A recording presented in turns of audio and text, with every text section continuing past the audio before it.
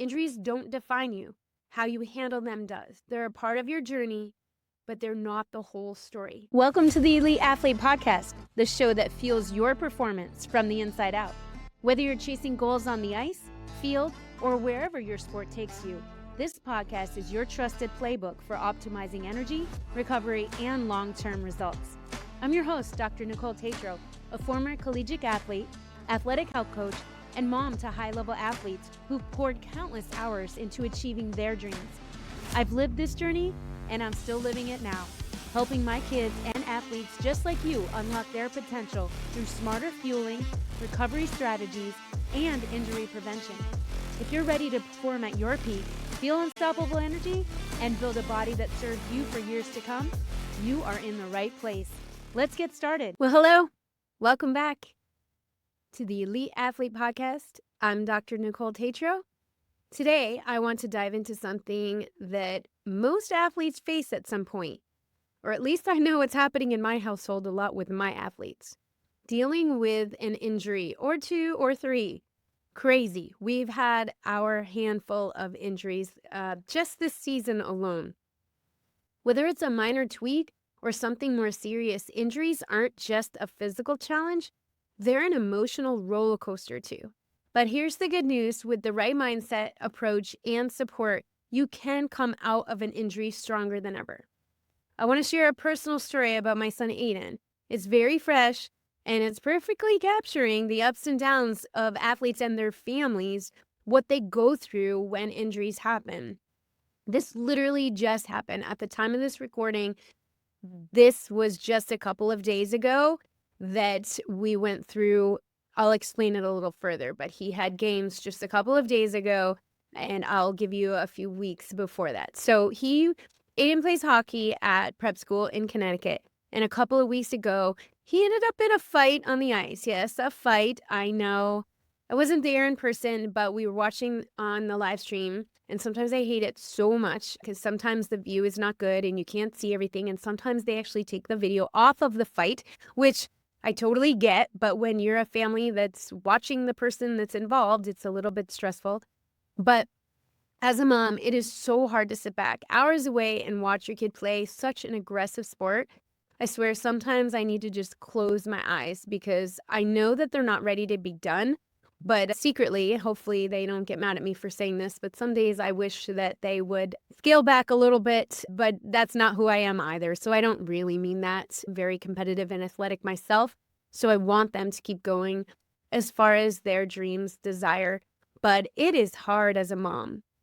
So I'll try to put the mom stuff aside for a second and talk to you as a health professional and hopefully give you some advice. But during the fight, he took a hard fall. So I think there was a little bit of a scuffle, and his elbow pad, of course, moved away from his elbow somehow.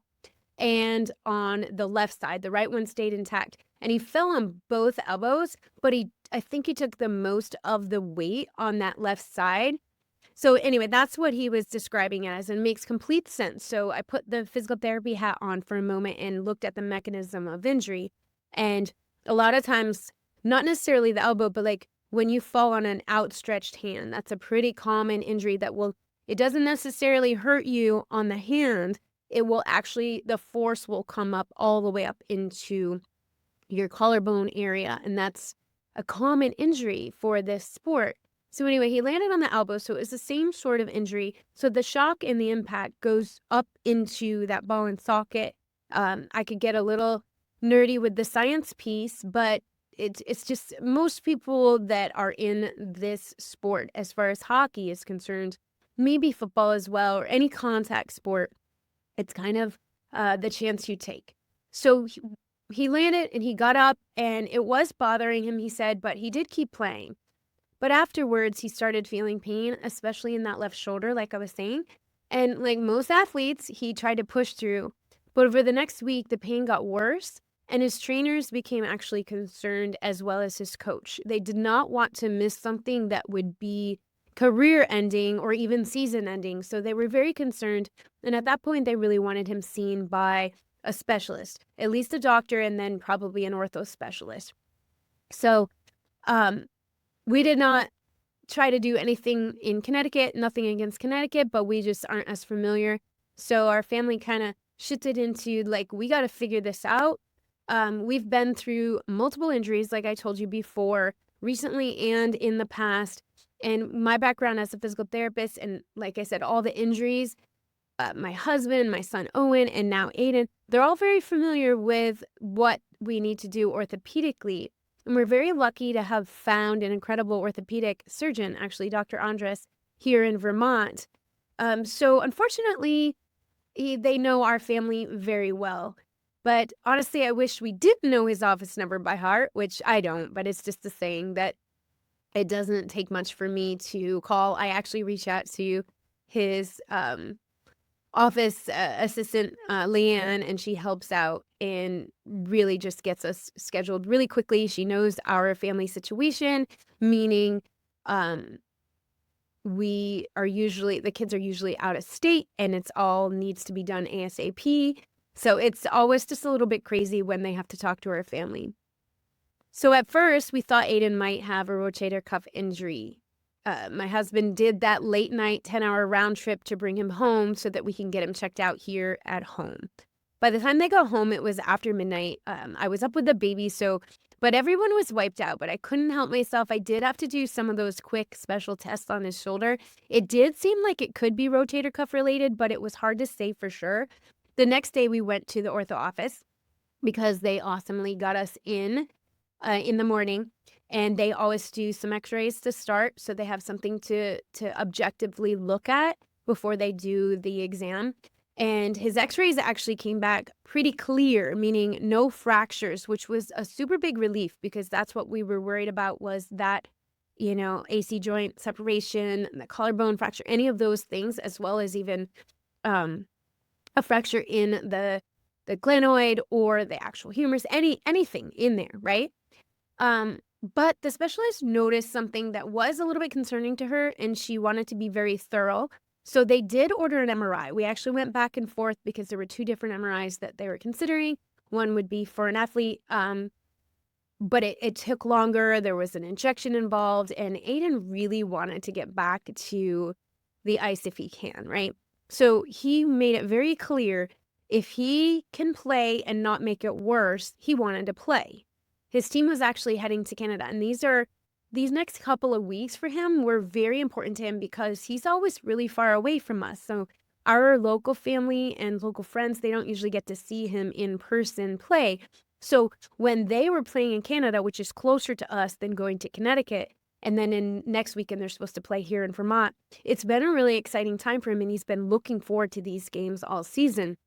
He really was determined to get on that bus with his team. So we were going to meet the bus to have him go up over the border with them. So we just had to have the waiting game. I can't believe, I guess we have a little bit of pull or something because it's unheard of to get the MRI so quickly. We actually saw her that morning. And then the MRI was scheduled for 7:15 the next morning. So that was pretty crazy. I mean, obviously we would have loved it to all happen in that same day, but it was incredible that we got it in when we did. So then it was the waiting game of the results. So if you know me at all, you know that the waiting is so agonizing.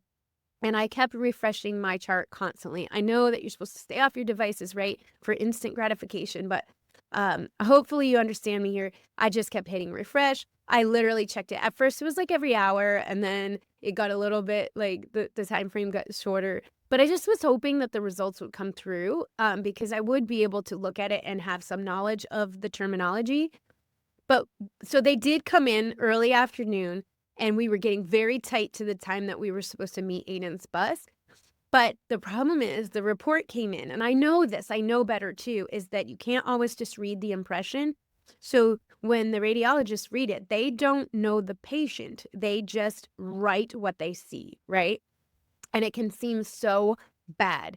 And it did seem really bad. It made it sound like Aiden had a serious labral tear. Then I made the mistake of I had to bring the baby to an appointment. So I had to go, and I was away from my phone for about a half hour.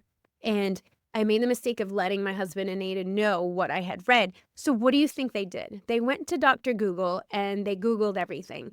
And then it made it seem terrible because it seemed like he was going to need a Bankart repair, which is a common athletic shoulder surgery, long rehab, like 4 to 6 months, long recovery, missing the rest of the season, interfering with all of the tryouts and the things that he have to do this summer. But anyway, all of this was flashing through their minds, and then it got me worried. So as soon as I was able to, I called the office so that I didn't miss their closing time. So I got on the phone with the specialist who actually was there consulting with 4 of the ortho surgeons. It seemed like much better news because they said, yes, there was a labral injury, but it wasn't surgical. They explained that with the mechanism of Aiden's fall, some labral damage was expected. They also reassured us that if we had scanned his entire hockey team, most of the players and maybe even the coaches, because they were all players in the past, would have had some degree of that same labral damage. Aiden's was acute, which is why it hurt so much, but it wasn't like this catastrophic event and surgical event. So the crazy thing is, even with the green light to play, Aiden was hesitant. So he went up and he was like, nope, I want to play. And then when he found out that it was like he could play, it's almost like he was hesitant. But I get it. And the medical terminology can be very overwhelming for someone that's not around it, like I have been for the last, several years. But after the whirlwind of emotions, he needed time to process. And that's just him. I know him. So I want you to think about that when you're dealing with injuries with your own athlete or yourself. If you're listening to this yourself, you have to ultimately trust the advice. And so he had to trust the advice. And then we got him to Canada. We didn't make the bus, but because he was cleared to play and agreed that he was going to play, we took him to the games. So it felt like the youth hockey days for a moment where we were getting him there for his hour and a half early for warm-ups and all of that. And then just keeping in mind the border crossing time frame and all that. So that was fun, even though we had to get up super early. Aiden did end up playing 2 out of the 3 games. He ended up being really too painful on that 3rd day. So I'm giving you the full authentic truth here. He did play. The problem is, wouldn't you know it, right? He got slashed right across his shoulders, and I actually was there. We were in person, and I got to see it, and it went right across, and I thought it had missed the left arm, but it actually hit more of the right side, but it did, I guess. I mean, things are moving so fast in this game that you can't really see everything. Your eyes can only handle so much, right? But of course, right, this is hockey, and that's what the doctors had said to him, is that they can clear him and give him the green light, but it was ultimately up to him because there was no guarantee that he couldn't go in that game and get hurt. And it doesn't mean that it would be, make his shoulder worse. But if he got another injury, of course it can make it worse, right? And then he could get a totally different injury. It's just what we choose to do and let them play this crazy, awesome game, right? So why am I sharing this with you? Why? Because injuries are just as much a mental challenge as they are a physical one. For athletes, it's not just about the immediate pain. It's about what the injury means for their goals, like in the short term and the long term, what it means for their team and their future. As a mom, it's an emotional ride too. Watching your kids navigate such an intense sport and feeling like you can't always protect them, it is rough. But here is the thing, recovery. When done right, it can be a turning point. With Aiden, we immediately, this is all very fresh. So we have discussed this, and we immediately discussed bumping up his supplement routine to support his healing. As a high-level athlete, his body is under constant stress, and it is so important to heal not just the injury, but also at the cellular level. I know a lot of you don't like hearing that stuff, but you've got to understand that it's much deeper than the surface level. This is why we've added more professional-grade supplements. You know that that's the only thing I'm dealing with now. We bumped up the minerals, and then also, what else did I add? He already was taking his collagen, which has creatine in it, and bumped up his omega-3s. And definitely, like I said, the minerals that support tissue recovery and will reduce inflammation. So these work together to optimize healing and strengthen his body for the long haul. It's not just about getting him back on the ice faster. It's about ensuring that his body is built to last. And we don't want him to have a long-standing shoulder injury into his adult life. Recovery is also a chance to focus on the mental side of the game. I encouraged Aiden to concentrate on what he could control. This meant doubling down on nutrition, staying positive, and using visualization techniques. And I know it might seem crazy to do this, but visualization really does work. Studies show that when you imagine yourself healthy and performing at your best, you're activating the same parts of your brain as physically doing it. Crazy, right? It's like mental training for your body. Try it and reach out to me and let me know. So finally, it would be awesome if you could celebrate the small wins. Recovery isn't an all or nothing process. Every little step, less pain, better range of motion, or just feeling more confident gets you closer to where you want to be. If you're an athlete dealing with an injury or a parent supporting one, remember this. Injuries don't define you. How you handle them does. They're a part of your journey, but they're not the whole story. So I could go on, but thanks for spending time with me today. If you're looking for ways to optimize your recovery, you should check out my starter kits. I made little starter kits that are quick and simple and easy, and they don't take much we just add it into your current routine, okay? You can find out more information about that. You can reach out to me as always, but you can go to the-eliteathlete.com/starter kits. If you really want to get serious, you can book a game plan session with me. That's a starting point to figure out what plan would work best for you. You can find that at the-eliteathlete.com/game-plan-session. So take care of yourself, stay strong, and I'll see you next time. Bye for now. Thank you for tuning in to the Elite Athlete Podcast. I hope today's episode gave you valuable tools to fuel smarter, recover faster, and dominate your sport on the field, the court, the ice, or wherever your journey takes you. If you loved this episode, I'd be super grateful if you could follow the show, rate it, and leave a review.